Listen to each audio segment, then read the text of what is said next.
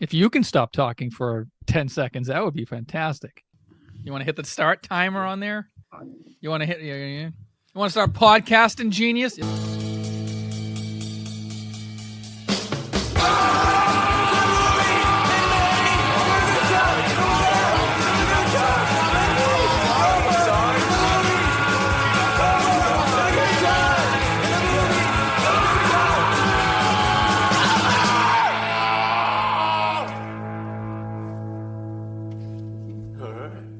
Hey, Biff, did you hear that the Buffalo Sabres visited a children's hospital last week?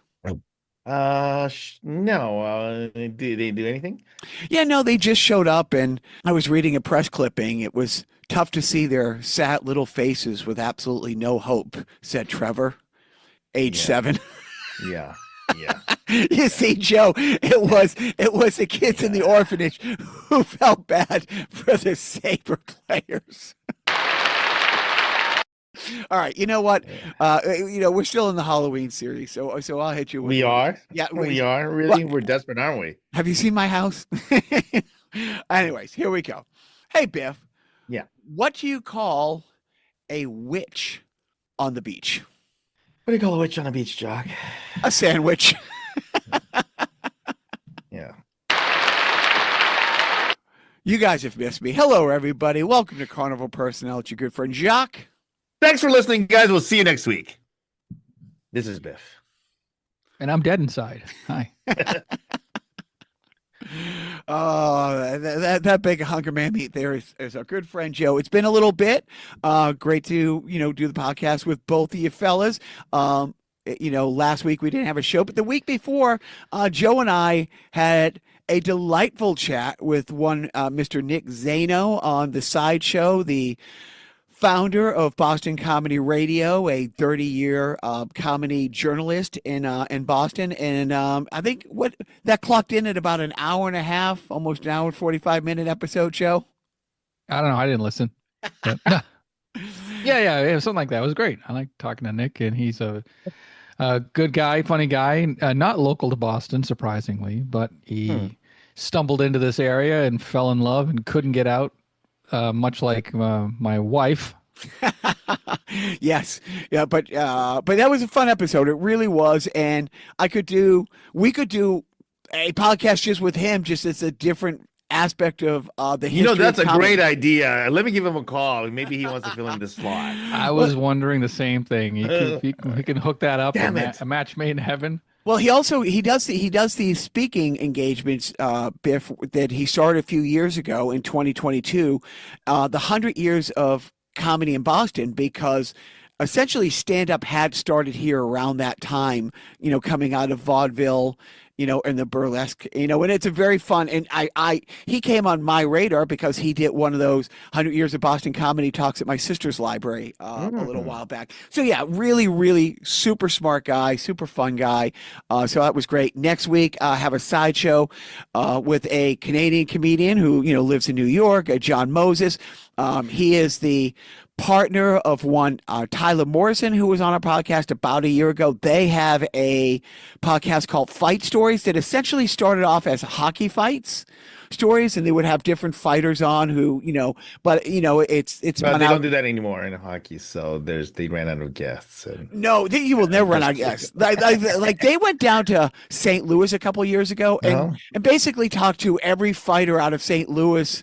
Because a lot of those guys stayed local. The guys did here. Like, why would Terry O'Reilly leave Boston after his career was over? You know what I mean? St. Louis is one of the interesting ones because, a lot of.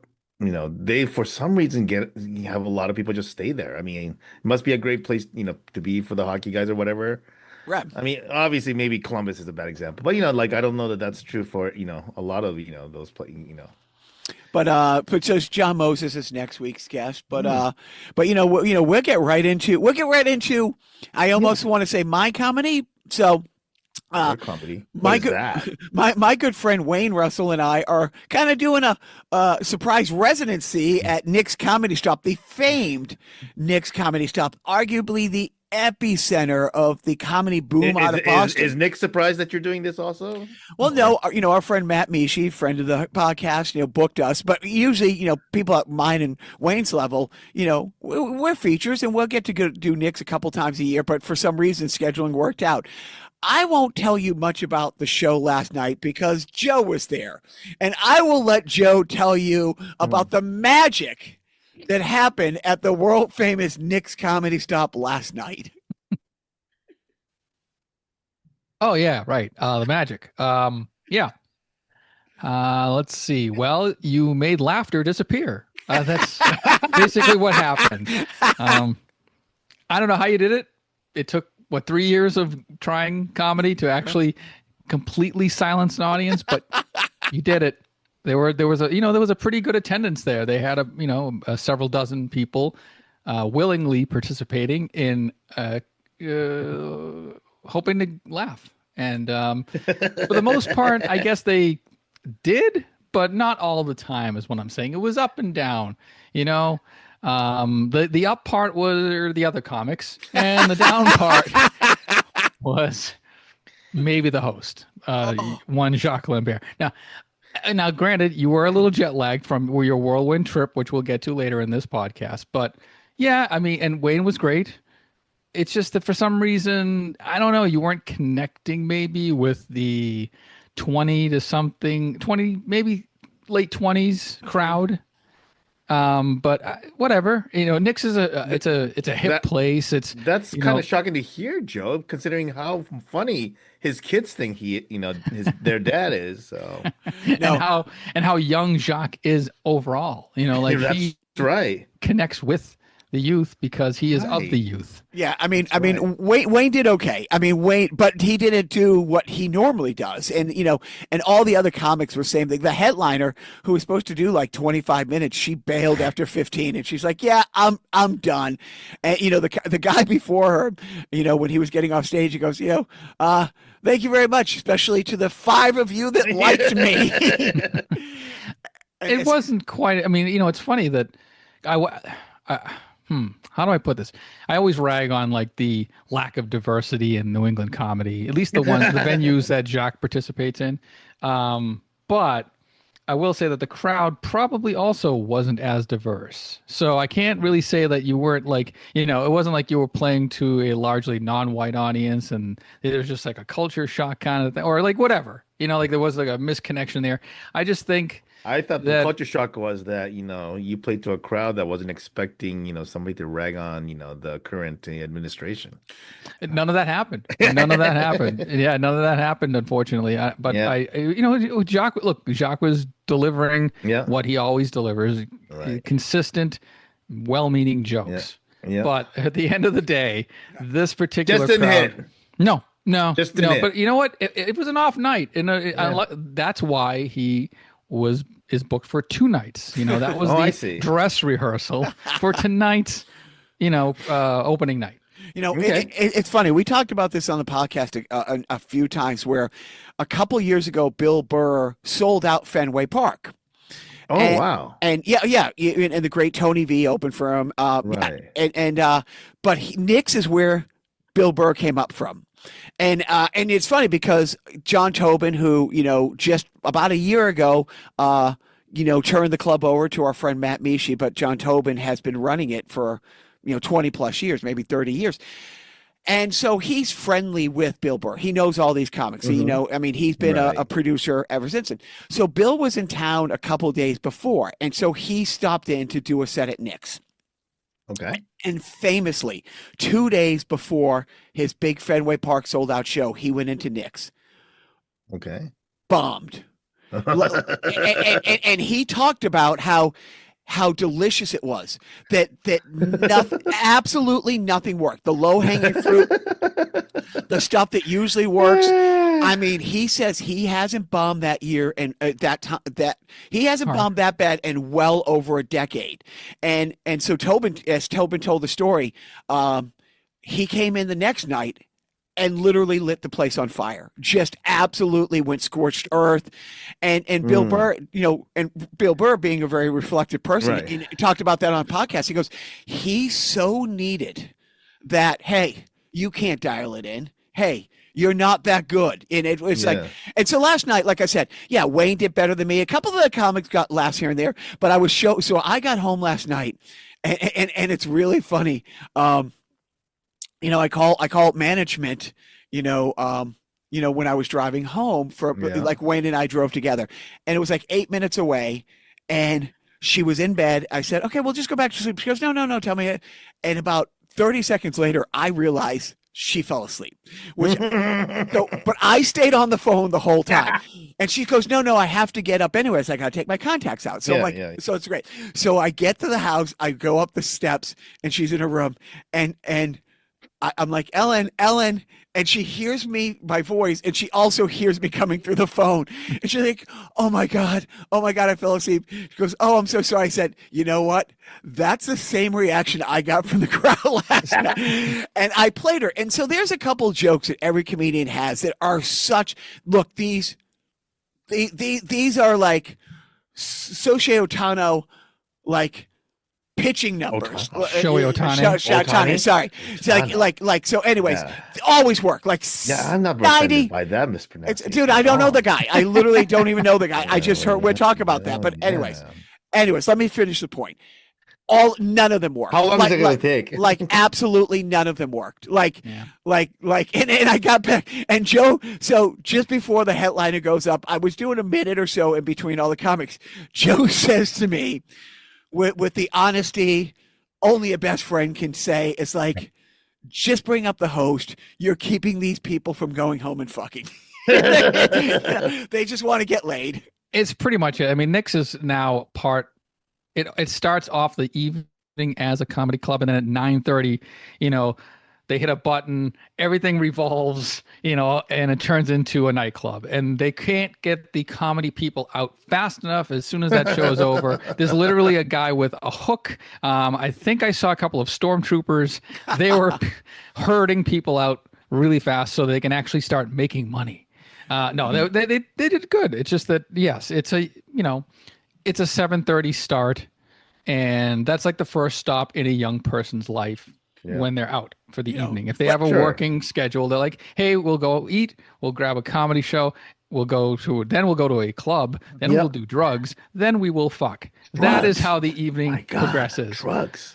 Oh, but it's so funny. It's like, it was so bad it was great, and like Joe said, correct, the audience wasn't digging me. I also haven't done anything in a couple weeks, so I went on my trip, and so it's been about 2-3 weeks before I've been in a mic, and like anything, like, it doesn't matter. I can't go and dial it in, and it was fine. I'm not like, oh my God, I gotta quit. It was so, and it was. Dude, you didn't just dial it in. You had a rotary phone. Like, that's how bad it was. It was. I could hear the. It's the telegram. Right. More code. Not funny. Stop comedy. Stop. No, really. Stop. Oh, but it was fun. So, but yeah, so like you said, Wayne and I are back there, back there tonight. And I do, I got a bunch of shows coming up, but it like Joe could tell, it's like, yeah, I just wasn't even crisp. And here's the honest truth. The headliner, she's fine. And the other comics who went up did okay. Not like Wayne had the best set of the night, and he did 60% of what he normally gets is what he got. So for that room, but if a Tony V went in there, he would have destroyed it. There are no bad audiences. I'm not sitting here saying, well, you know what I mean? They didn't get my joke. It was the Republican National Convention may be the closest to a bad audience.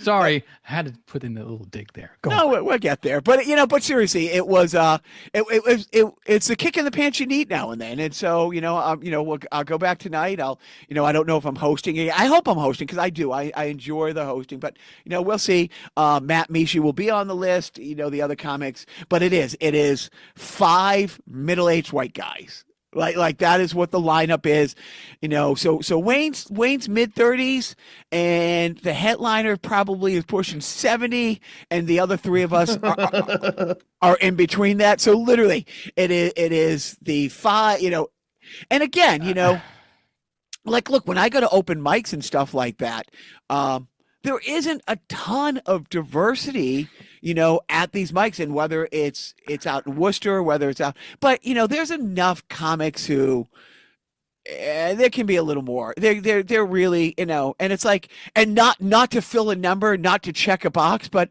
look, there's this guy that Wayne and I really like. A guy named McCormick, Terrence McCormick. I called him about a year and a half, 2 years ago, and he loves it. When I called him, I introduced him at a show as the Black Anthony Jeselnik, and he is.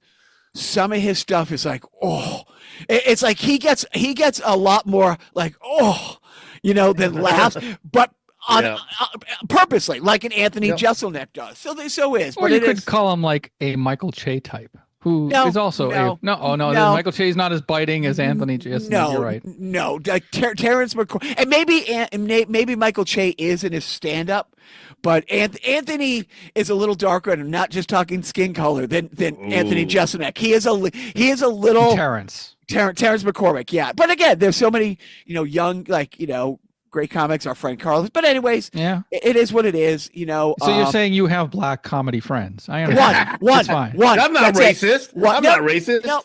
I have a black comedy friend. Look. I'm not one of those guys who come out and say, I got a black friend. Lloyd Legacy Sharp. I got two. I got, and should somebody who looks like me say I got two? Does that out of context? They're not Pokemon cards. It's just like, hey man, I got two of them. What do you got? I'm out there trying to catch them all. I'm like ice baby. I'm trying to catch them all. Don't please. Oh God. Oh boy. See, we have derailed. Oh boy. Did you see yourself in there? All right, so we'll get on to some fun stuff. You know who didn't just absolutely, have a 0 on the scoreboard? We'll get right into it. The Democrats last week at the elections. We don't really talk a lot of politics, but I got to say, Michelle Wu, the mayor of Boston, ended up running unopposed, and I think it was like Kraft. Is it Kraft's grandkid who was running against her at one point? Jonathan Kraft, Jonathan Kraft's son, like the owner. Right. So, dude, he was polling solo weeks before that. They're like, yeah, we're just not going to do this. But I mean, I guess that was a slam dunk from Michelle Wu, right? Was that her name? Yeah, it was a formality, right? Yeah. And look, I don't live in Boston proper, but despite what somebody in 16 Pennsylvania told FIFA to pull the 7 games at Gillette Stadium, which, as we know, downtown Boston, Boston's great. It's almost, if I have a complaint about Boston, it is it's almost too gentrified and getting too nice, because it doesn't matter. $37 to park last night, and that's not the worst. You know what I mean? Better than SoFi Stadium in Los Angeles.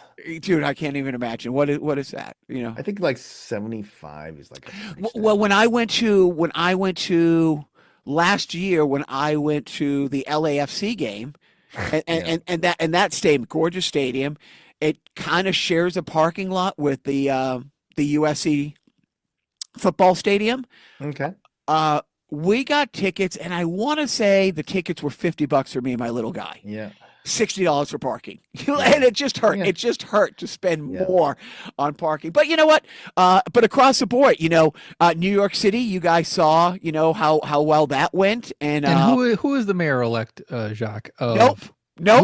Wait, nope. no. I mean, nope. They've been in the news. Nope. What's his name? What's his name? What's like one of the names? Nice try. Nice try. I'm gonna butcher the name. So one of you, look. I will tell you, who came in second. Zoltan, my mommy. Who came in second was Cuomo. So Zoltan came in at he had It's not Zoltan. No, time. No. All right, let's start. He was joking. No, Zoran Mamdani. Zoran had 51% of the votes, and Cuomo came in at 43 as an independent. But I do love the guy who really took away the night, the raspberry beret wearing, absolute just a nut job, like, came Wait, in. wait, to wait. Sliwa. You know why he wears that raspberry beret though, right? Well, he found it at a secondhand store. That's those are I can't remember the name of the group. That's Guardian the guy, Angels. Guardian Angels. Yeah, Yeah. right. Yeah. Yeah. Yeah, they were the vigilante Yeah. group from the Yeah. 70s that manned the subways because it was like that Death Wish era of lawlessness in New York City. New York City, but and he said it's like he's putting him on notice, and if the streets get out of control, they're going to be like taking over. It's like, all right. I mean, because that's kind of what, but I mean, that was their thing, right? But just a Well, I just want to mention one thing. I don't know if it's ever popped up in your feed, but you know who Alan Dershowitz is. He went on record to say that prior to the New York City mayor's election, that if Mamdani had won or were to win, he would blow his brains out in like Times Square or something like that. Oh no, he said that. I will buy him the gun. No, blow his own brains out. Yeah, that's what I mean. Yeah, right. And yeah, so it's like I will. Still buy got to be the him. liar like everybody else, but still. I will buy him the gun. Democrats say they're going to move to Canada. Dershowitz really, takes it up a notch. He. Oh, but it's great. But they also want, they wanted those other blue states like Virginia. And according to Fox News, because there was some, but either way, we don't know what that really means for next November and the House. But the other news that has just broken or that transpired in the past couple days, many states like California, like Massachusetts, despite the president threatening those states to pick up the slack for SNAP benefits, have fully instated SNAP benefits. The Massachusetts has fully instated SNAP benefits. California, I don't know if California has gone fully instated, but so far about 8 or 9 states just in the past 48 hours have said, you know what, we will pick up the slack. And the president had said, like, he will punish those states if they do it. If the states step in, if the states who can afford to step in. And I love that the governor of Maine is the first governor who said, okay, well, if you're going to cut off all federal funding to Maine, Maine sends more money into the federal government than Maine gets from the federal government. We will just withhold all the money that we collect in federal taxes from the state of Maine. It's a two-way street. And I've been saying that for years, that it's like, if California is such a hellhole, then why is it the 5th or 6th, depending on who you read? If California was its own country, it would be 5th, 6th, most properly, like, as far as GNP goes. So they've instated it.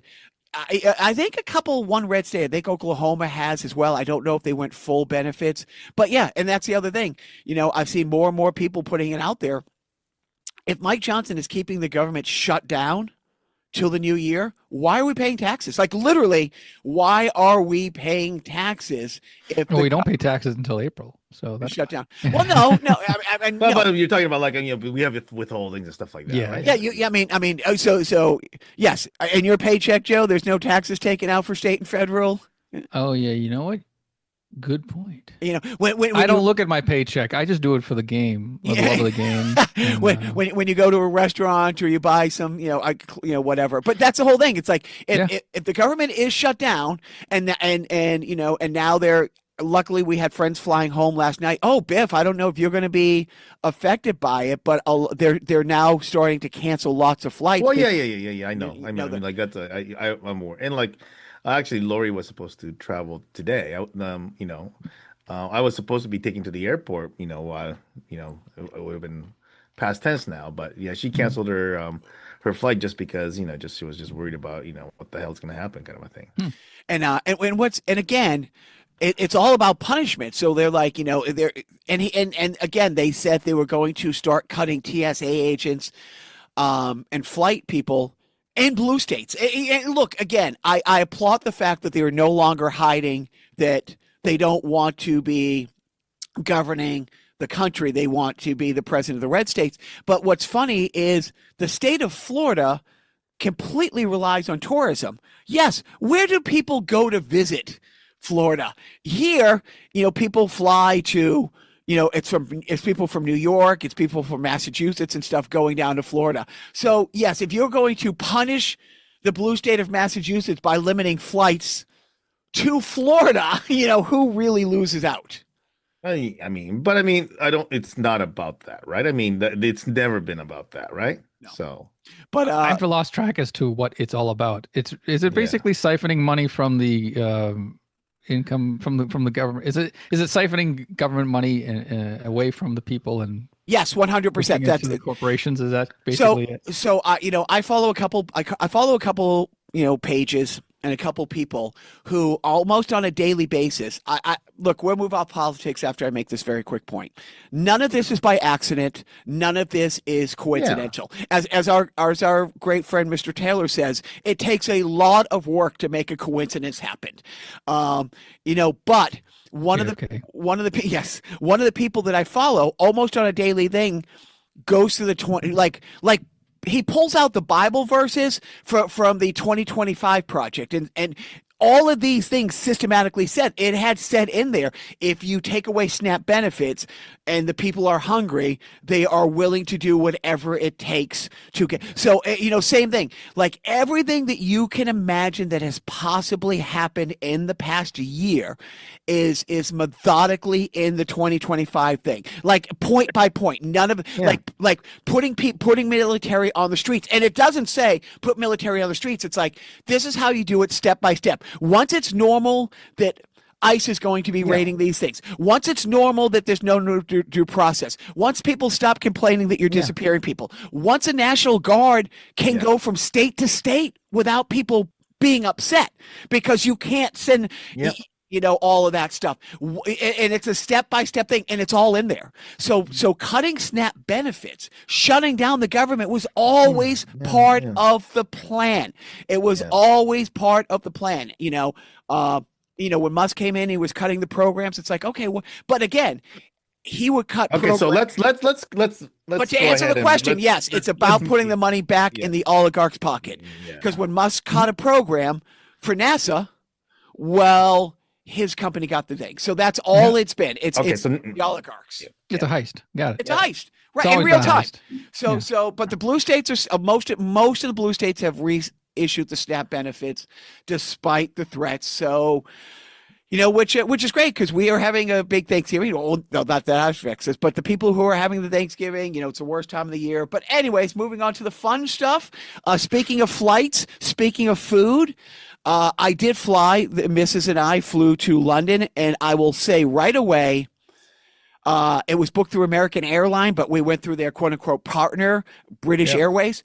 Yep. Biv has flown internationally a lot. Joe, you flew internationally. I don't think the flight fully gets to full altitude when they start feeding you real food that is really good. I mean, the food, the meal that management and I had on our way to London, if I was in a restaurant and I got a bill for $45 without a drink, without, alcohol, I'd be like, yeah, that's fair. That's definitely a $45 meal that we got as part of the flight, and the same thing. I mean, I would say I always thought the funny irony is that, so American Airlines, is their partner airline is Japan Airlines. So when I fly Japan Airlines, right, it's like, so it's the country with a shorter, skinnier people have wider seats with more legroom.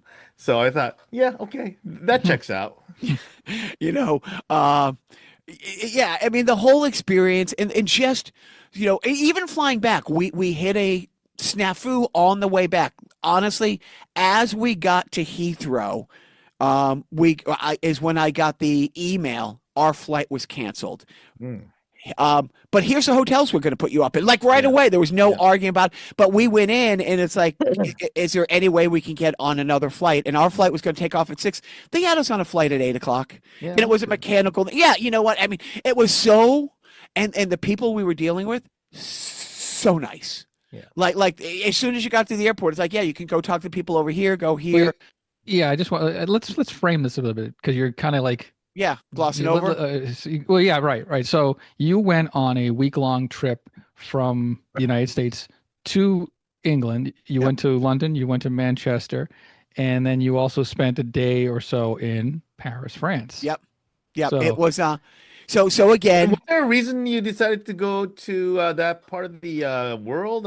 yeah, I'd never been there, the history of the I thought you music, have. yeah. Wait, no. I think I've seen you. I think your kids and you had photos We in those museums and stuff like that. no, So we were was there a reason that you guys went on this time of the mhm. year? we were in the south of France for a couple months, yes, and that was great. And then Italy, like Milan, but I'd never been to Paris and I'd never been to London. But yes, every single year, the great Duran Duran does a big Halloween show. They started Wow. 3 years ago. They started doing this thing, and they did it at the MGM Grand in Vegas, and it sold out, and it went well. It went amazing, and they released an album of Yeah. all the songs they covered. And then last year they did it at Madison Square Garden, again sold out. And this year they went to Manchester, England, Good for that. and I surprised management. But because I got her.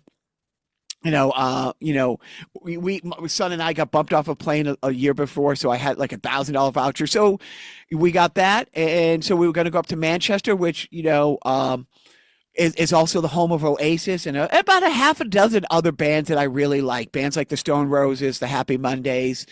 I used to say the Smiths, but fucking who would have ever thought, that, Morrissey. I mean, Morrissey, Joe Moore, the Smiths' second album is called Meat is Murder. So he has been a 50-year vegan proponent. He's gay.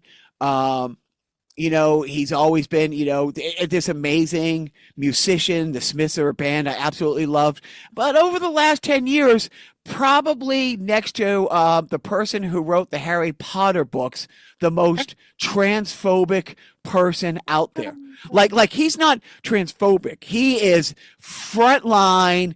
This is horrible. And it's like, wait, you are the most. Anyway, so we did 2 days in London, and we did 3 days in Manchester because I was going to go. I had a choice, so I kind of got screwed over by the European football gods, and it happens, and it kind of sucks.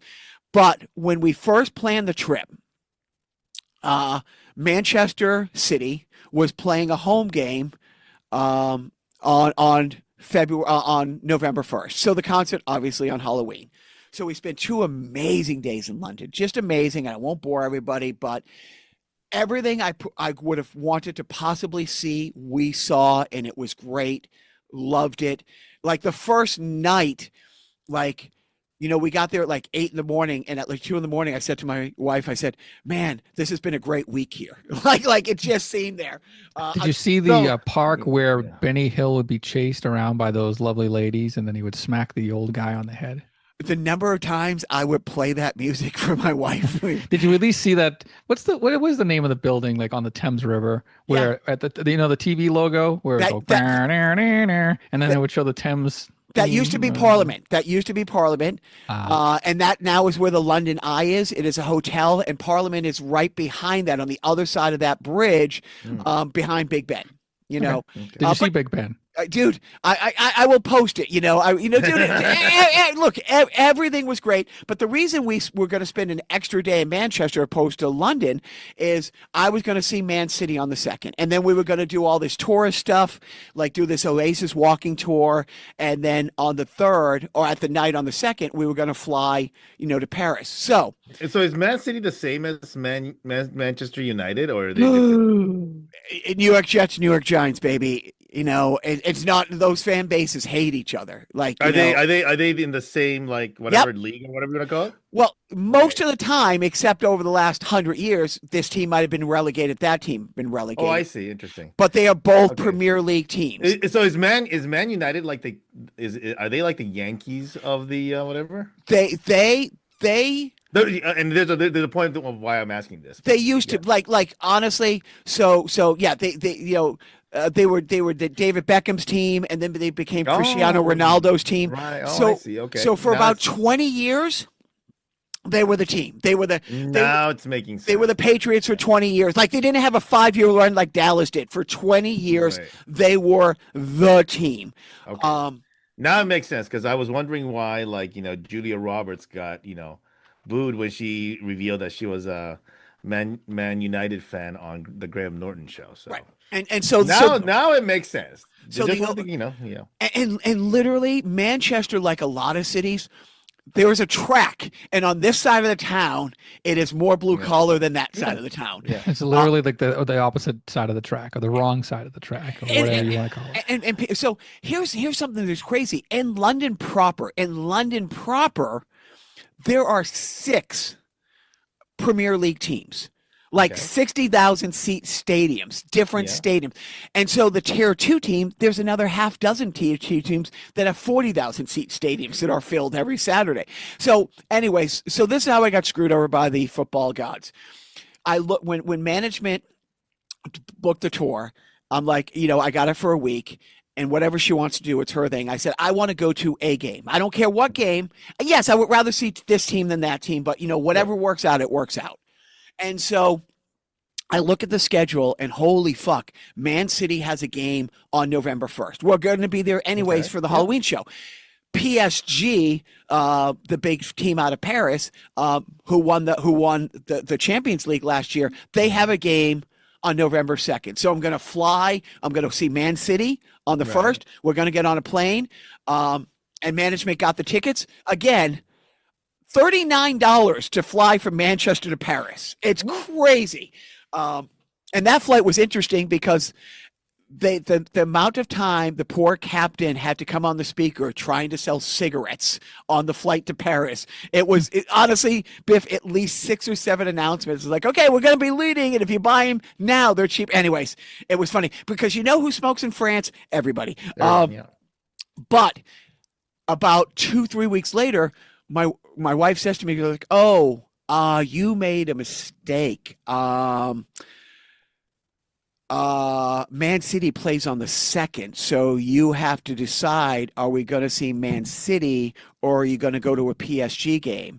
And I confuse dates. I've made these mistakes so many times, so I was so mad at myself. But then I go and look, it's like, nope.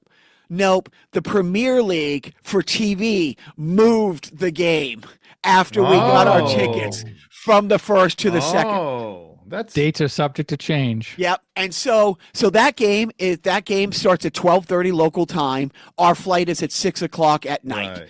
And so now, I'm like, oh fuck. Well, you know what? I'm going to see a Man City game.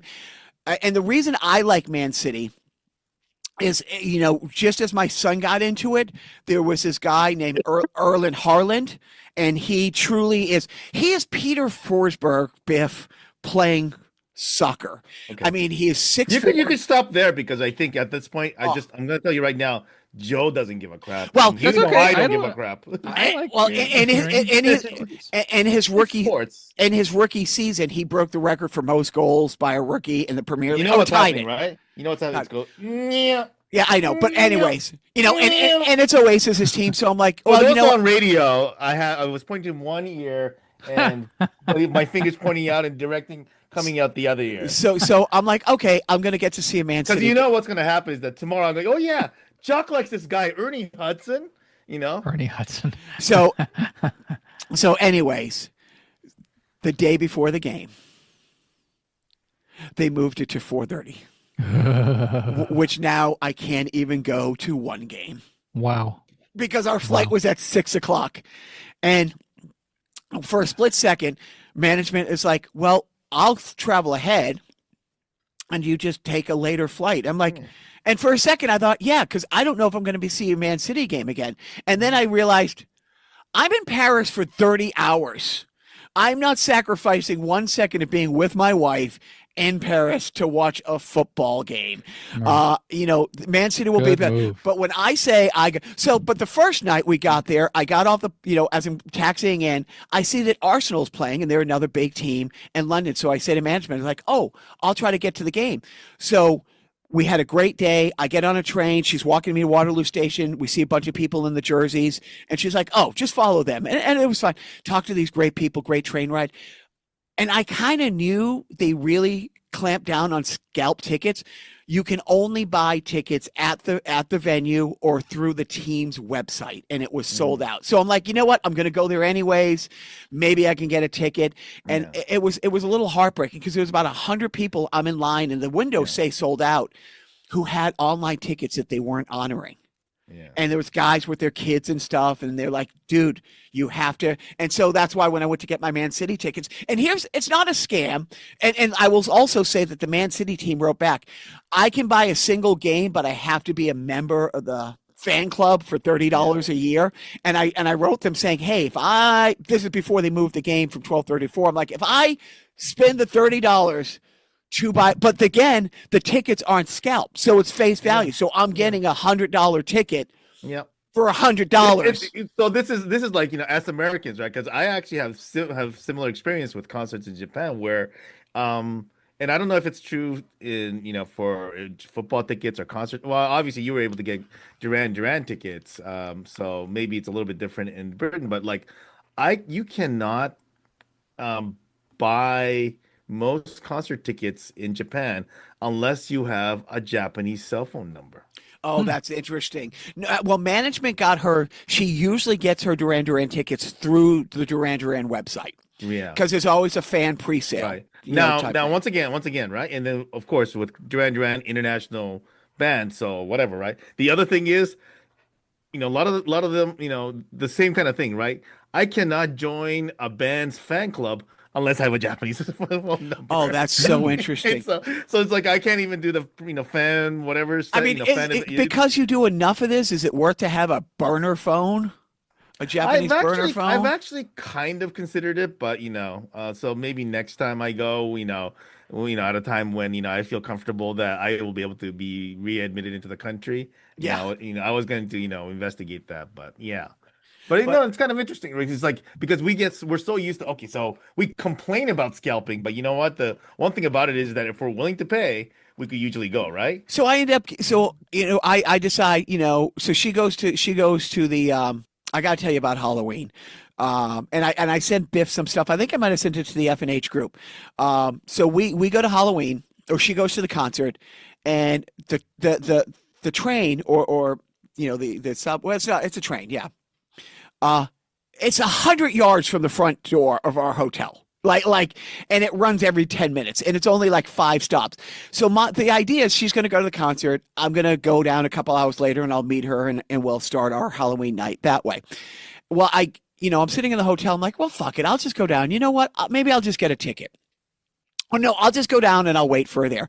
I get down. There's nothing there. There's nothing there. There's a big football stadium. Huge parking lot.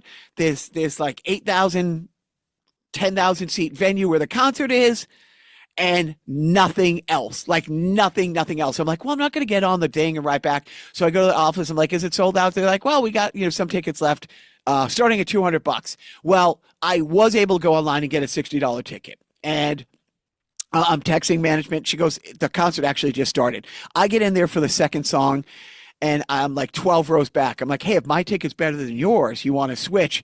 Well, I take a picture where I'm like 12 rows back. Yeah, she's 2 rows back, and on her site next to John Taylor. I'm on the other side of the stage, But it was great, dude. It was great. It was a great concert. It really, really was. Their version of Psycho Killer is great. She was a little wow with they usually don't have that much pyrotechnics, but it was great. So we come back, and we go, dude, we went to a McDonald's the night before, and there's these commercials, and I sent it to Biff. They have the McDonald's food heist going on right now, where they have all this McDonald's food from around the world, this from Japan, this from Scotland. But we sat there for about an hour just watching the most fun mid-20, late-teen, early 30s kids coming in their costumes. I don't know why the Dallas Cowboys are still that popular, but there were 4 guys in Dallas Cowboy jerseys. They just threw on Dallas Cowboy jerseys. That's fine. They didn't even put the makeup under the eyes there like that. But the girls in full-on boots, the pom-poms, the Dallas Cowboy cheerleaders. Dude, it was so much fun. And where our hotel was, we were 2 blocks away from the gay district. And when I say management has been to Mardi Gras. She has been down to New Orleans for Halloween, and she's like, this puts it to shame. Like, we walked around for maybe 3 hours. There's this one club that the line to get in there wrapped around 2 blocks to get in there. And this is at 2 a.m. When I say that city did not go to bed that night at all. I mean, at all. The costumes were great. Just, dude, it was so much fun. That's Just so much fun. And earlier in the day, and Joe knows the story. Again, I don't want to brag and flex on my amazing life, but I went to tea at a Allison in Wonderland tea thing, like in that district, and the guy who was waiting on us, he was so great. He was talking to management, and the place was done up nice, and he was like, "Oh my God, I'm so jealous. I've never seen them. I want to see blah blah blah." And he goes, and it came up, and he goes, I said, "I'm just going to wait at the hotel." He goes, "No, you're not. We are having a party here. You have to come to this party. You're going to have so much fun, blah blah blah." And then as he went away, my wife goes, "I think he just asked you out." I said, I think I'm taking him up on the offer. He is so nice. And so, but we did. We walked around, and I haven't posted a lot of stuff. Oh, dude, but I'm telling you, dude, the costumes were so great, the fun. But dude, we get back to the hotel 4 a.m. By the way, in my homeland, I know you'll be surprised to hear this. A lot of the costumes, anime characters. I don't know why. No, they do. Well, the thing is, so our world is immersed in anime because of our boys. Yeah. As you know, we've talked about it a lot. My youngest son truly at this point wants to play college soccer in Japan, and his hair is dyed depending on which show he's watching. And right now it's pretty good. It's called Blue Lock. Even my other son is totally involved and totally immersed in Blue Lock. This Japanese anime show where they create this special camp, and the people aren't held prisoner, but they are determined to put together a World Cup winning Japanese football team. It's great. It's a lot of fun. He is pretty sure he's almost fluent in Japanese at this point. And I'm like, why don't you call Biff? Why don't you, No. I mean, here's the thing about Japan. Like, you know what? It's a lovely place to be. It's a lovely place to visit. But, and I don't know if you know this, but just in general, East Asians in general, racist as fuck. Yeah. Yeah. But I also think, he has it in his head that, but at the same time, it is funny how much, Japanese over the years, the whole big in Japan thing. Like, the musicians who go over there and do like really well. I mean, like people like Cheap Trick and anyway say Spinal Tap. Well, it's actually, Spinal Tap. Thank you, Joe. The actual real band that falls under that is the Bay City Rollers. Yeah. Bay City Rollers, I think, toured until around 2000 or so, maybe. I think Tom Waits has an album. Yeah. Big in Japan. Like, I think the name of her Tom Waits album is actually big in Japan. And look, my really good friend John, who was our old bass player, he moved to Austin. He was on a Sony sub label, and they went to Japan once a year, and they made so much money. He didn't like this band. He was a rented gun. It was a 3-piece where he was a bass player. He didn't really love the band, but he would make so much money going to Japan with them once a year that it funded his band. That he was a guitar, like literally, that he could afford recording his band and stuff like that. I'm sorry, did you go to Japan now, or how did we get to Japan? No, anyway, so we're talking about that. Right? We just go all over the place, right? Anyway, but my trip was great. The wife and I averaged walking 10 miles a day. And one day, it just hit us. Like the third day in, the second day in Manchester, we just didn't leave the hotel. We watched like 6 episodes of Law and Order. Law and Order. Law and Order. The old one, Criminal Intent. The old, and then about 5 hours of the most delicious English game shows, and I kept sending Joe screen I'll say, you know what? That's if you did that, had that day in Japan, it's so much more fun because you haven't lived until you watch SpongeBob, SquarePants in dubbed in Japanese. It's I do, but I did watch. I can't remember the guy's name.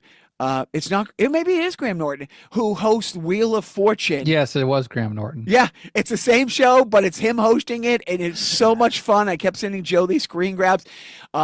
But we It's just did. Wheel of Fortune. I mean, Yeah. it's not Yeah, like, just you know, it's not like they strip between each, you know, puzzle or something, you know, we're kooky. we're gonna get to that. So we did. Did they get the drink on the set? Like So we walked everywhere, Yeah. and when we didn't walk, the train systems were just so good Yeah, in yeah. Manchester and stuff. But we did one day. So we get to Paris, and we check into the hotel.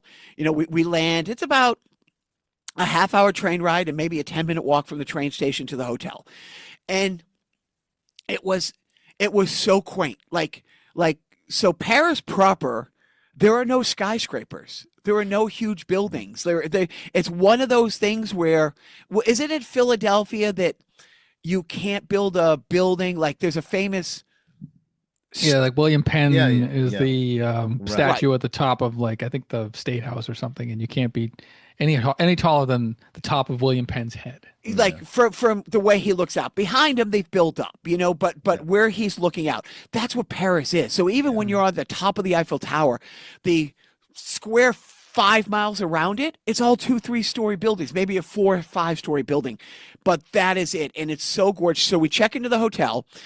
So nice. And the wife was smart enough to call ahead because it's a small hotel. It's like, hey, we are showing up. Don't give a reservation away.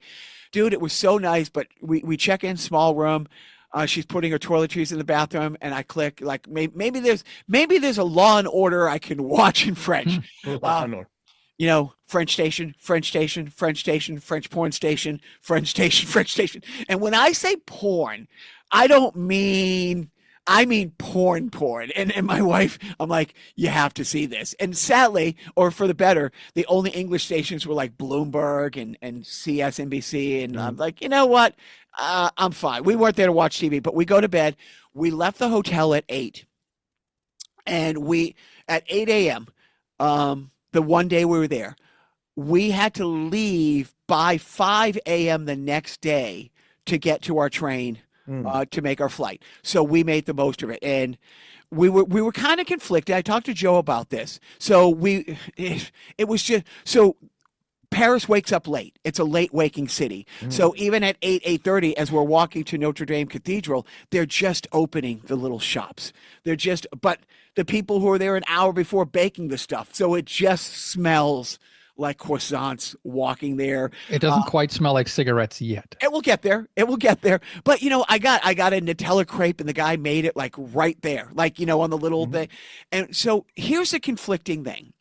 So the wife and I, of the things that we agree with most, is that the most evil thing in the world is FIFA is closed, the NCAA is closed, but the Catholic Church, number one, number one, the history of the Catholic Church. Sure, yeah.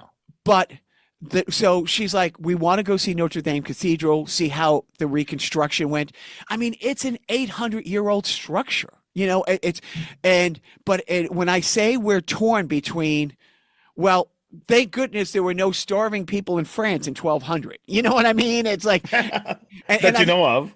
Well, and I said to my Well, you wife, can't help them anymore anyway. So. Well, no, I said to my wife, it's like the starving people who built this cathedral, so they had a place to go and pray for food, And you go in, the architecture and the sculptures are jaw-dropping. The stained glass window that miraculously, I did not say miracle, but miraculously survived that fire. You cannot believe the artistry of this 800-year-old city. But it was free to get in, but there was a paid-to-play section if you wanted to be in the special blessed section, or if you wanted to see the crown or the jewels that they had. Like here's another thing, and literally, and Hey, you want to be blessed? It's going to cost you. Exactly. We glommed onto a couple English-speaking tours enough to hear about how the two pillars outside, they were built and designed by different architect, and from the outside, they kind of look exactly the same, but they were built slightly different on purpose because the symmetry of it cannot be perfect because only God can be perfect. So they intentionally built them a little askew from one another. So I'm glad we did it. But that was about a 2-mile walk. And then we look, and so now it's 11, and the Louvre is about a 3-mile walk or something like that.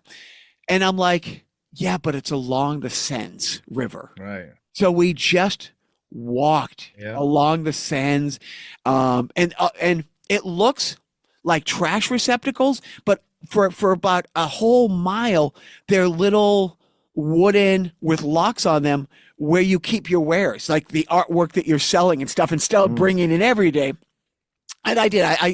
My wife posted. Joe saw a lot of it. She posted this one thing of her walking past one of these kiosks with the sand behind her, and you can see the Eiffel Tower. It looked posed, and my wife didn't even know I took the picture. When I sent it to her, she just like started like literally like weeping, like she was just so like it was so framed perfectly. You know what I mean? We get to the Louvre, and again, dude, it lived up to expectation. And, so I've seen, so I can die. I have surgery next week. It's a minor surgery. But if I die in surgery, I've now been to Big Ben. I've been on the London Eye. I was on the Tower Bridge. I saw the Mona Lisa. I saw Winged Angel. And because it's me, because I'm American, because I'm an idiot, of course, I strategically plan to wear my very nice tuxedo shirt, to the Louvre. The wife dressed up. But I will tell you, so Winged Angel is a famous statue, and where it is, it's at the top of this one staircase. And so many people were waiting for their one moment to be like 10 steps up with 20 steps behind them and their significant other to take that perfect picture of them with it behind them. And the number of people I would go over and just stand 2 or 3 steps behind wearing the shirt. And so the camera person would always start laughing, and the person having the picture taken doesn't know why. And as they would turn around to see what their significant other is laughing at, I also turn around to see like, oh, what's going on behind us? I made so many people laugh doing that. And my wife was just thrilled every single time. She's like, "You're an idiot." I'm like, "Did they laugh?" She goes, "Yes." And then I would move so they could take the right picture. But I'm in at least hundreds of photos of people who went to the Louvre, who dressed up, and have some idiot walking in the back of their shop. Now, I did post this. My wife and I are going from, and you can't do it in one day. It's like the equivalent, and I mean this when I say this, it's probably the equivalent to 5 Smithsonians in one to see the Louvre. Yeah. I mean, you can only see so much. By the way, my wife, also an idiot, because as much as I'm walking around in my tuxedo t-shirt, she goes on a quest where she had to find something from Leonardo, a sculpture by Donatello, something by Raphael. She had to do the Ninja Turtles. Turtles, yeah. Okay. She posted, she was so proud of posting that. But we did. But we walked there, and so now it's been a long day, and just walking around there. So now the Eiffel Tower is a 45, 50-minute walk. And I said to her, why don't we walk half of it and get something to eat? We were just having the best time walking on the sands, just talking, that now we're 15, 20 minutes away. We're like, no. So we literally that day walked about 14 miles. Saw everything and weren't rushed. I mean, and I want to see the Eiffel Tower. And again, it was like, I think it was like $25 to go to the second landing, and another $20 to go to the top. I will never go to the top again. It is horrifying. The wind up there is so strong, and not that I'm afraid of heights, but the wind up there is it's hard. Like, you are getting blown around, and I was fine once I'm up there, but but it's a smaller elevator. Okay, so let's wrap it up, because we've been on this for a while. So okay, so France was amazing. Yeah. And then I took the train back because I wanted, again, to once in my life say I went through the channel. It was the same price to fly back. We could have flown back in 40 minutes or take a 2.5-hour train ride, but the train ride went through the French countryside. So I'm back. It was great. I cannot suggest, and traveling internationally is not expensive. The hotels were no more expensive. So the 3 nights in Manchester, I think it was $400 for 3 nights at a really nice hotel that has umbrella kiosks, it's like, and they're free if you return it within 72 hours. But the rain held off, Joe hasn't spoken in about 18 minutes. So. Well, I'm just like, what I'm doing is I'm like cataloging all the mispronunciations. Thank you. Thank you. I'm a cock. Hey, did you know that the S is silent at the end of French words? It's the Seine River. Thank you. Did I say Sens? Yeah. Oh, Did I pluralize? The Ottawa Senators it's also have a river. It's also Winged Victory, not Winged Angels. Ah, right. Wing of Victory. Thank you. Yeah, no. It's also Paris. Oh, no, I think it's, but here's the best thing I saw in the Louvre. My wife and I are walking from point A to point B, and there is a guy with his girlfriend, wife, significant Just other. so you know, Joe, this guy just doesn't shut up. No, I want to hear it. And he has his European, man purse tote bag with You saw cone there? with a French baguette out of the back of it. And I followed them enough to get the perfect. It was the most French thing to see this very attractive, well dressed, art aficionado couple walking through the Louvre, rocking a baguette out of their tote bag. Was he wearing a black and white striped shirt and also wearing mime makeup? Because that's the most French thing. And the beret, right? In the beret. Yes, and if he were smoking a cigarette and spitting on the American flag, that would be the most French thing. See, that's a downgrade between the U.S. and from the French and the U.S. because in the U.S. you have that Dave Cohn with his little European shoulder bag putting Heineken cans that he's appropriating from the cooler in that bag, and obviously we all know how he looks. So. And now I want a baguette though. I'm not gonna lie. And it's funny because I told you I don't know how I'm gonna turn this into a routine, but it's like all the sculptures, all the beautiful artwork, sculptures. I'm just gonna say this, and it's like I think everybody before the year 1800 was gay, And Joe pointed out, no, just the artist, because each and every one of those statues made me reconsider things. I'm like, you know what? If that's what a regular dude was rocking. Yeah, I get it. I completely get it. But it was so worth the trip. It was so great. The Oasis walking tour was amazing. I found an Oasis bar, and I was able to get on their Wi-Fi and FaceTime our friend Anthony Eugenio to give him a tour of it. And then now we're going to move on to gaming because I left the Oasis bar in Manchester that was awesome. No, I'm not going to let you go to gaming. I'm going to tell you about my last Saturday night. Just okay. So you know. Yes. Please. Because I went to a hockey game. Oh, this will take that's real gaming. Who was it? Who was it? What game? Was actually the Devils at the Kings. Okay. Not important. Game. I think it was an early game, like a 6 p.m. game. Anyway, what was important is at the same time, Game 7, Blue Jays Dodgers. And so right around the end of the hockey game was around the 8th inning of the baseball game. And I know you probably don't pay attention to what happened, but it actually went to extra innings, and it was actually a riveting game. Really? I did not look. Forgive me. So I'm just gonna because I don't want to dwell on it too much. No, so, I do. 7-game overtime, 7-game extra innings. Basically, yeah. Wow. And I'm not gonna tell you about the details of the game because that's not important. What was cool though was that so essentially from about the 5 minutes left in the third period, the Kings started just showing the game on the Jumbotron because the Kings were not going to win. Nobody cared about the game on the ice. Everybody's looking at their phones. Hey, you know what? We couldn't look at the phones. We'll just put it up on the Jumbotron. What was the score? Right? Of the Kings game? Yeah. Or the Dodgers game? The Kings game, like how far out? It was like 4-1 at that point. Yeah. But did the game keep playing, or did they stop the game? They called the game. They called the game. So what happened though is that essentially they just kept on playing the game on the Jumbotron, and when the game was over, they let everybody stay and watch on the Jumbotron, and so at that point, right, they're feeding in the broadcast stuff, right? What was cool though was that the LA Kings organist has been in the Dodgers organist for the last 7 or 8 years.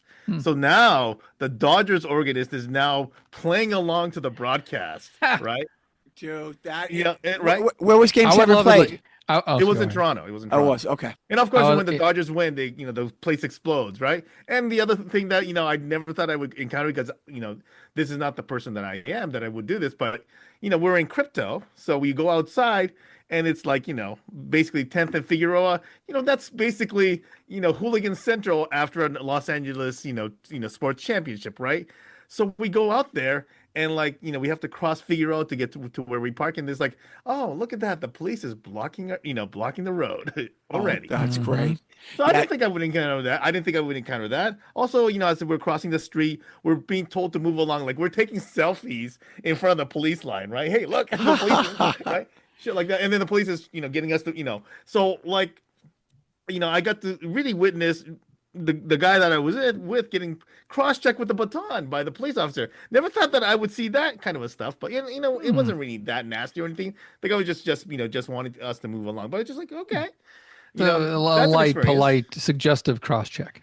It was, like let's just say he's an old white dude. So, obviously, now if I was belligerent, I don't know what they would have done, but Yeah, exactly. Or, dude, We still got those camps open.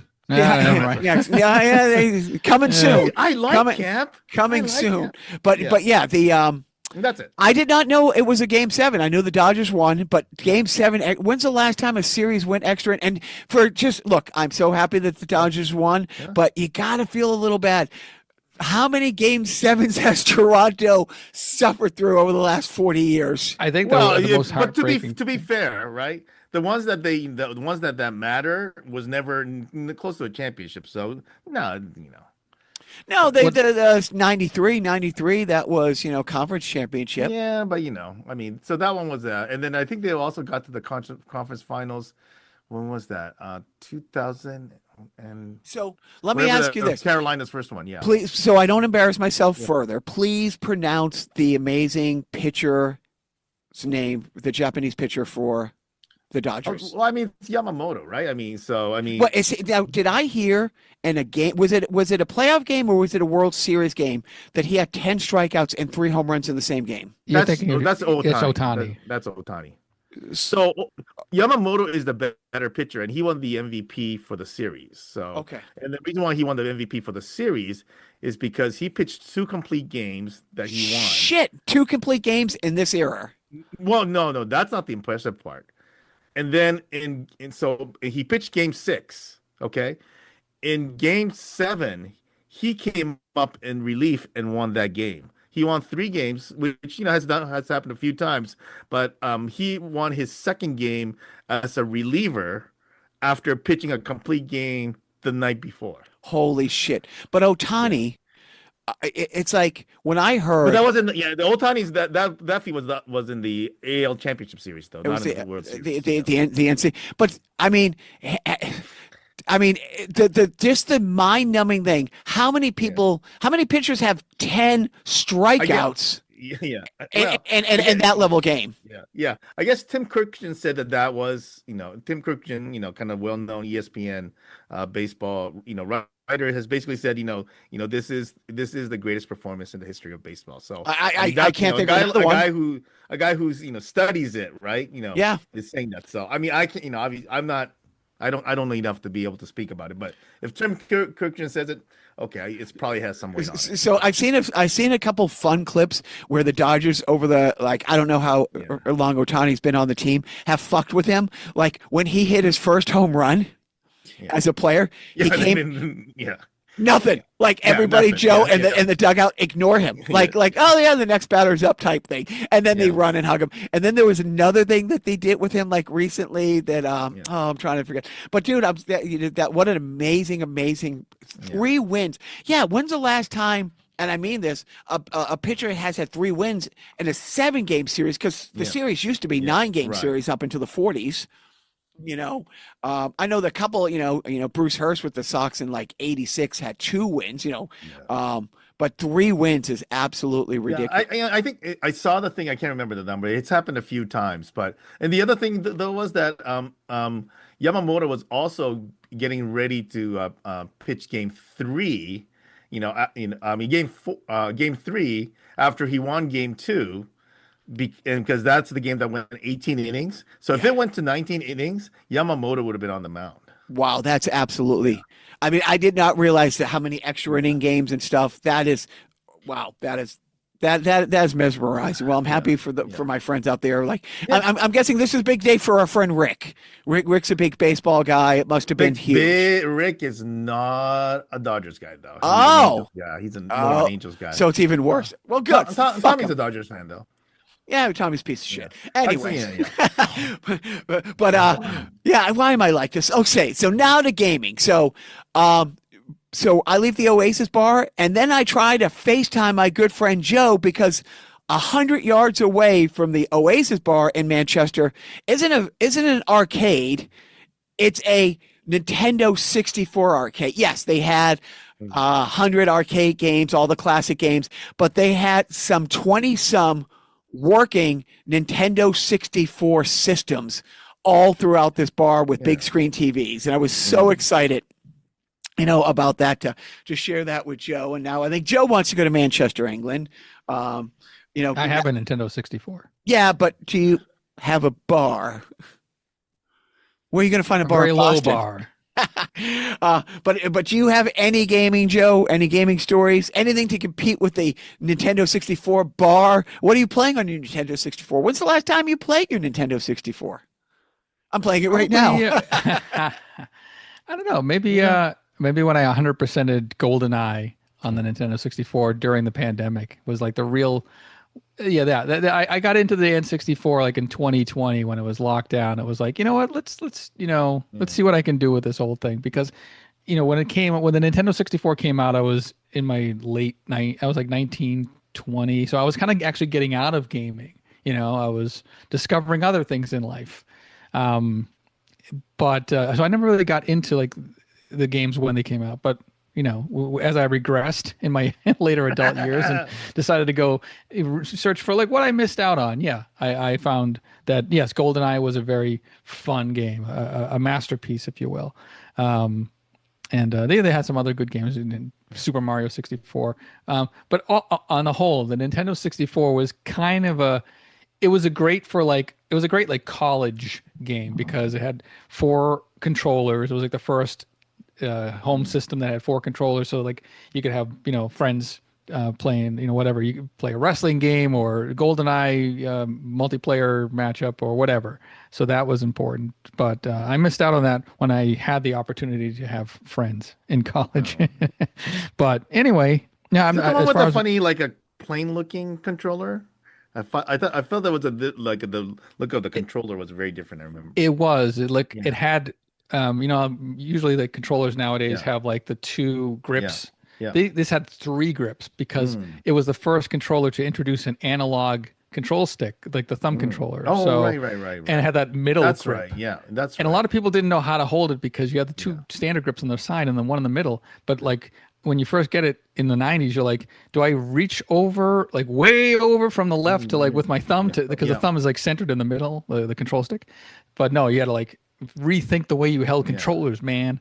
So that was it was unique in that sense, but and it was the last cartridge based system that Nintendo put out, right? While PlayStation were introducing CD technology, right. The Nintendo was like, no, we're still making our money by making the companies who make games buy our cartridges to put the games onto, and we charge them for it. And that's where the sweetest plum, if you will, in game development is charging these companies for the right to put the games on cartridges. Anyway, and the resolution on the Nintendo 64 was kind of subpar. Everything looked very muddy and blurry, and so I bet you a lot of those Nintendo 64s at that Manchester bar were modded and modified so that they could work on HDMI screens and they don't look like complete shit. Oh, right. Because the magic of the CRT screen blurriness works well with the Nintendo 64.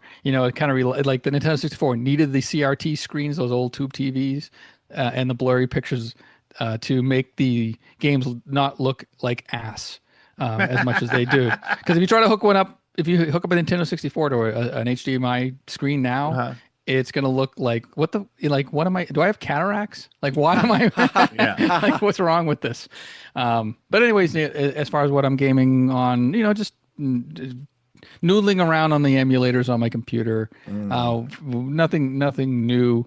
Unfortunately, like my Xbox kind of just sits dormant. I don't have that Game Pass subscription service anymore because I'm kind of protesting against Microsoft. They've laid off. Seriously, like they've laid off like so many. They buy up these developers, and then they lay off a bunch of people, even regardless of whether the game that they make are a hit or not. So like their business practices are kind of abhorrent. Yeah, I think Microsoft is like leading away from console gaming and more towards like software game. Like the new Yeah. Halo that's coming out is going to be coming out on the PlayStation. Halo is Yeah. a always been an Yeah. Xbox exclusive, Yeah. and now Yeah. so like Microsoft's like, yeah, whatever. Yeah. So I don't really play Xbox much anymore. I don't have a PlayStation 5. I'm not a big Steam player, so yeah, like I'm just, go figure. I'm stuck in the past. I'm playing old games and having a good time with that. So, I play um, Yahoo Japan Mahjong. Thank you very ooh, much. what's that? On what is that on the? It's a Uh, Yahoo. Yeah, it's a Yahoo. Yahoo has oh, on a web browser. on the web browser. Yeah, it's called Mobage, which is Hmm. funny enough. It's intended for the mobile phone, right? It's basically right. So Yeah. it's mobile is mobile game, right? Mobile game, because Uh-huh. that's what the Japanese do. They just do these wacky, you know Portmanteaus. yeah, whatever, contractions on words. Yeah. Yeah, that's what. And I'm uh, rewatching. I don't know. I brought this up in the podcast a while ago. There's this Japanese game show called Game Center CX, where it's been on for like 25 years or whatever, and or 20 years or something like that. Yeah. And it's just about a guy who is tasked with playing really like classic games or bad games. But it's all in Japanese. Yeah. So thankfully people localize it into English, and I'm able to enjoy it because I don't speak or read. I don't It's, read. What's the real difference between katakana and kanji? Or am I screwing that up? Yeah, there's basically three kind of major forms of writing, right? Katakana and hiragana are variants of each other, but they're both the actual alphabets. So those ones, once you learn this set, you can read everything, right? And the kanji is basically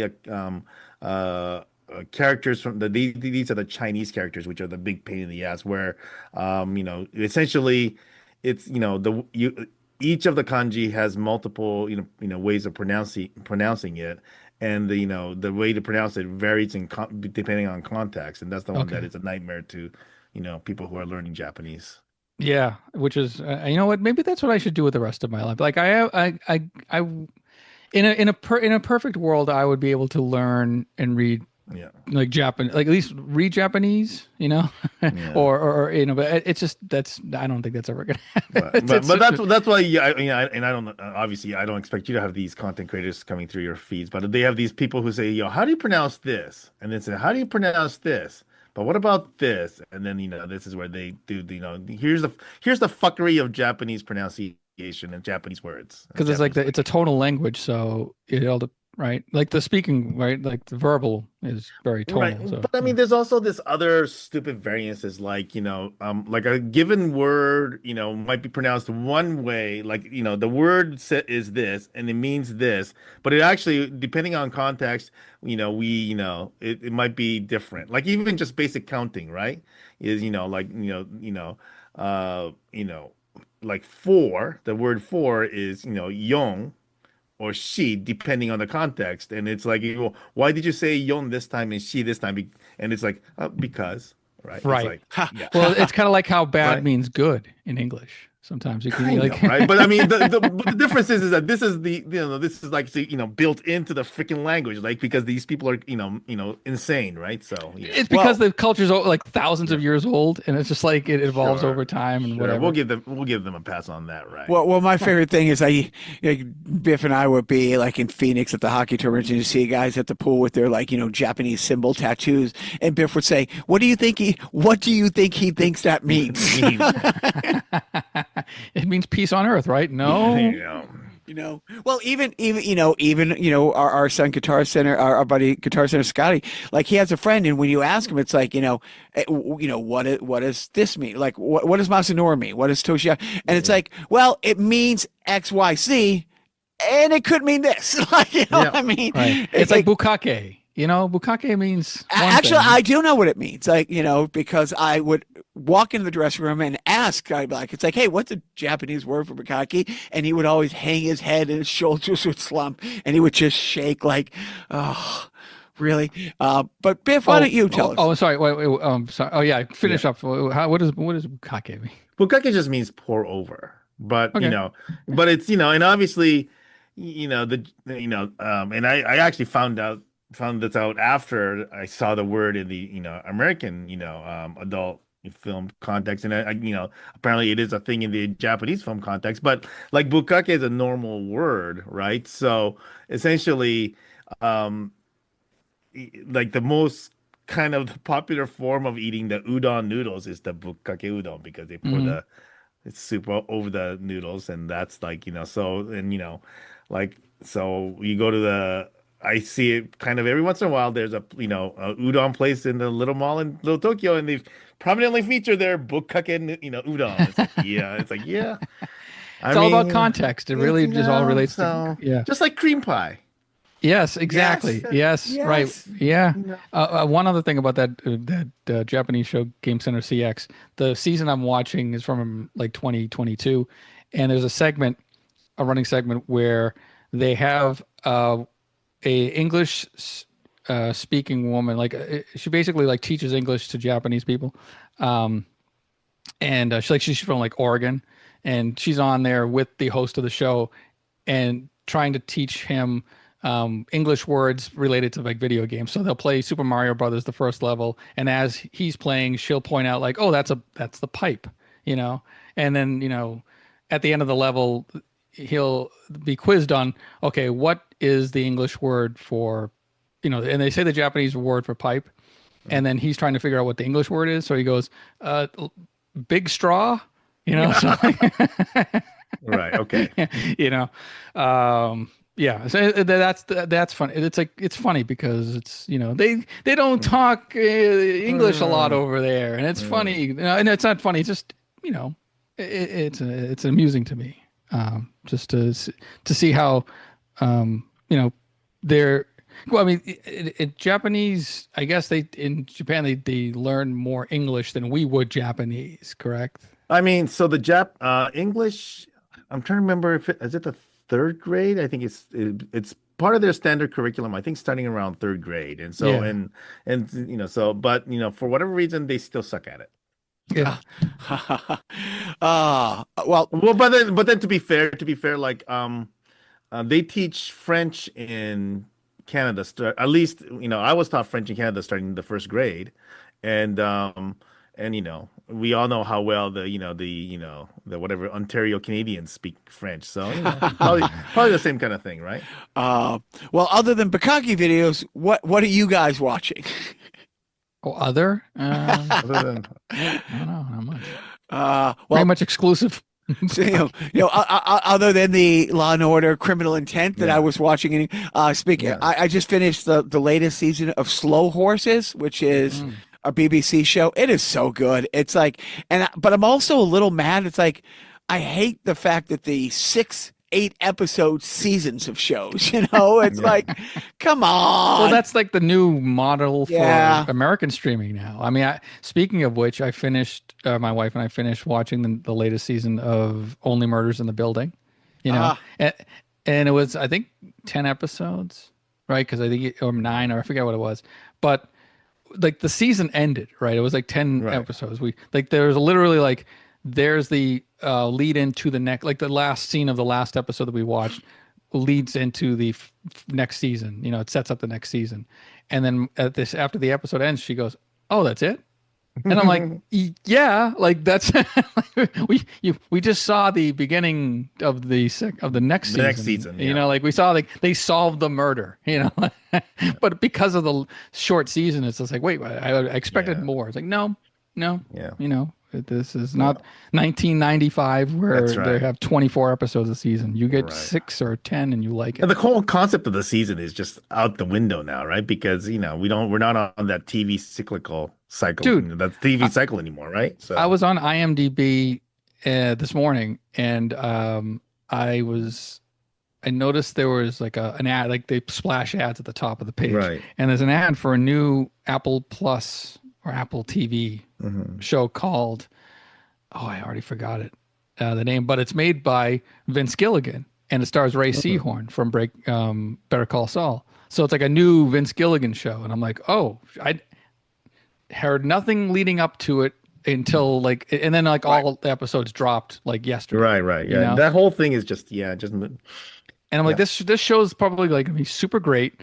Yep. And unless it has like a Ted Lasso kind of, lightning in a bottle following, it'll, come and go, or it's not even like Severance is like, one of the prestige shows that people still like catch on to. But I wonder if this is going to be one of those types of shows where people are going to be talking about it, or if it's just going to be like, we dropped it, and maybe we'll do a second season next year. Who knows? Yeah. Speaking of drop, I once directed Adam Scott to the appropriate place at the hockey rink where I play, hockey on Saturday morning. But since I dropped that name, let me go pick that up. Very nice. Yeah, Severance. Yeah. Hey, you should have said, hey, you should have said that how much we enjoyed your Carnival Personnel co-host enjoyed the greatest moments in television history. Yes, because he spearheaded those on Adult Swim. Beyond recreation of 80s sitcom openings. I think Heart to Heart was the best. Nah, Bosom Buddies. Bosom Buddies. When they had Billy Joel. And telling and chastising him for not getting it. For just like Paul Rudd was talking about it on which I'm trying to remember who he was talking to, but he was talking about the whole thing where he doesn't know how he got it, but Billy Joel agreed to it. They went over and so obviously what happened on the actual show about how he was basically telling him, can you do it more like that guy, all that shit, right? But apparently freaking Billy Joel enjoyed the afternoon so much that he invited them for dinner. Apparently, so they went to an Italian restaurant in the Hamptons, with like clams that Billy Joel dug up that day. It's like, it's like, what the hell is that? So apparently, that's awesome. That podcast is out there somewhere. It's Paul Rudd tells that story. It's a delightful story. So if you know which one it is, I will listen. Parenting tips. You guys got parenting tips? I had steak tips the other night, but I didn't. I should have had parenting tips. Shit. Yeah. That's on me. Jacques knows this, but it's always good to have some, common, interest with a child, right? So, right now, I still have a lot of anime crossover stuff with James. So, that kind of, gives me like that, shit we could do together. Even though today I think I'm going to go see the Demon Slayer movie by myself, I haven't decided if it's going to be today or tomorrow, but yeah.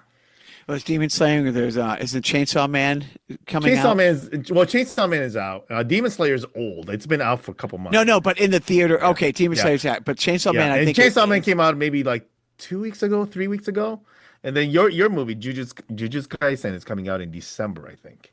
Lots going on with that. Speaking of demon movies, have any of us watched K-pop Demon Hunters? Oh, I have to watch it. I started watching it, and then I'd say, it's too late. It's like the biggest movie of the year on Netflix. Management loved it. Management loved it. She really loved it. Haven't watched it yet. Yeah, I intend to watch it when I have that 2 solid hours available to watch. So yeah, I do intend to watch it.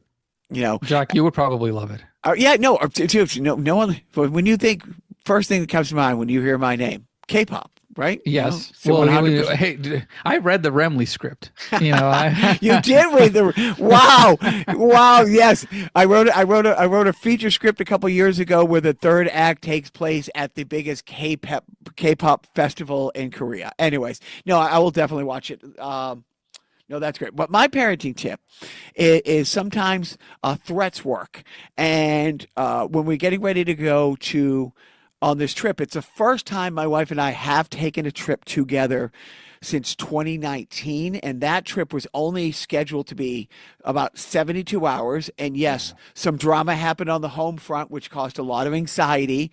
And but I'll tell you, a feature story, but I will tell you home drama while going on a trip. It's in a sec. So. But it was it was bad. It was really bad. So we have not taken a trip, the two of us, since then. But so and the threat of my oldest, who would have to stay at his grandmother's, and then we would get some pet person to come to the house a couple times a day if he didn't meet certain show a level of growth over the last couple of months. And while on the trip, if he didn't adequately check in with yes, this is the schedule, and I walked the dogs and I fed the dogs and all that stuff. It also helped, he doesn't, he's not me at 18. He's not. I will just say there was no worry about a 150-person, 200-person party at our house and things getting destroyed. Yeah. The couple things that did get destroyed, he called to let us know because we had really bad wind. And one of the lawn Halloween things got blown over and the top of the trash thing. But the threats leading up to the trip work. So you know what? My parenting tip, don't be afraid to threaten your children. So, okay. So I think Jacques has heard this story, but Joe may not have. So whatever, whatever, 15 years ago, whatever, no, maybe 20 years ago, I had a project in Puerto Rico. Oh, so it's Puerto Rico. So it's probably like 2010. So it's 15 years ago. Hmm.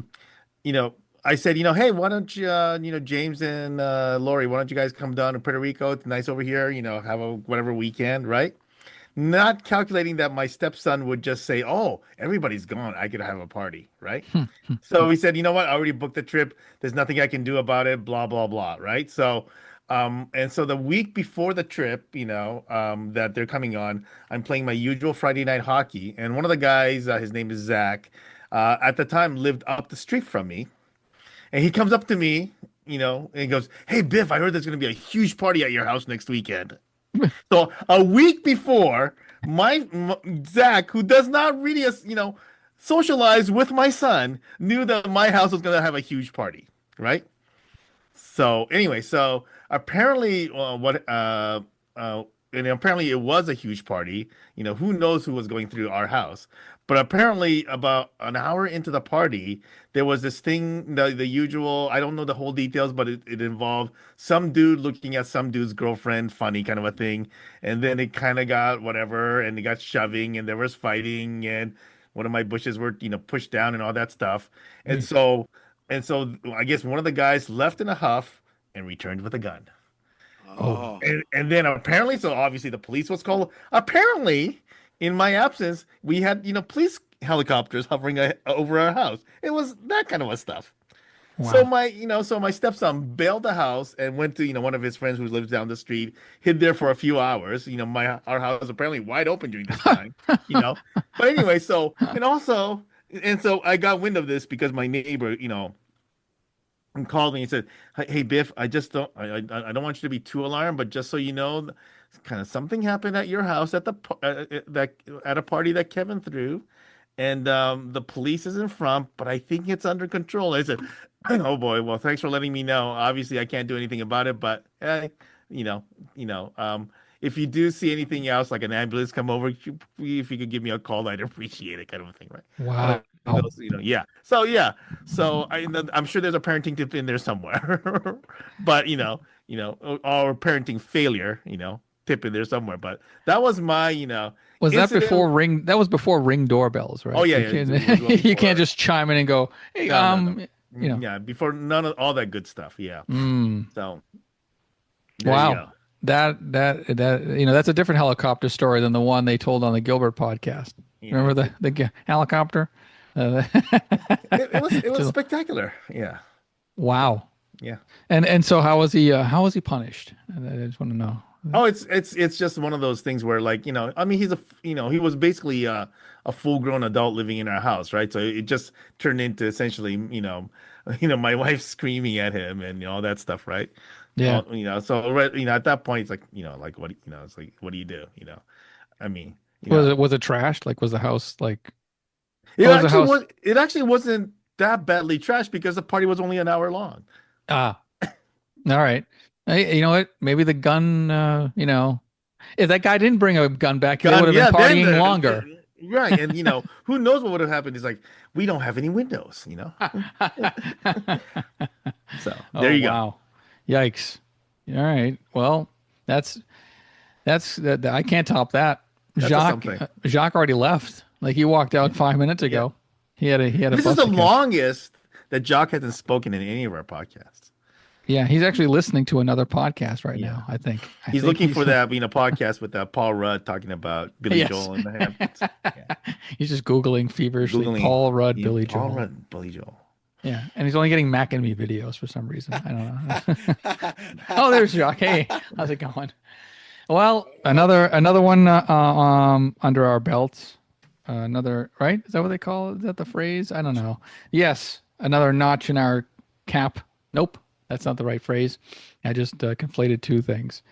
But this has been the another episode of the Gilbert Gottfried Amazing Colossal Podcast. I'm just saying all sorts of wacky things because Jacques took off his headphones. Oh, all right. That's the end of the podcast. Jacques, I bid you a fond adieu. Biff as well. I say sayonara. No, I said it wrong. I'm stupid. Shut up, Joe. Stop trying. But that's the end. Join us next week for that lovely sideshow that Jacques promoted earlier with the guest I surely remembered because I'm also a host of this podcast, and I wouldn't just let something like that slip through my fingers and not be in on the loop of something that would be published with my name kind of intertwined with it. No, sir. I am on top of everything like a fly on poop. I am on top of this podcast. It is not just some weird passing fancy that I'm just, holding together because I'm trying to, still be friends with with Jacques and Biff.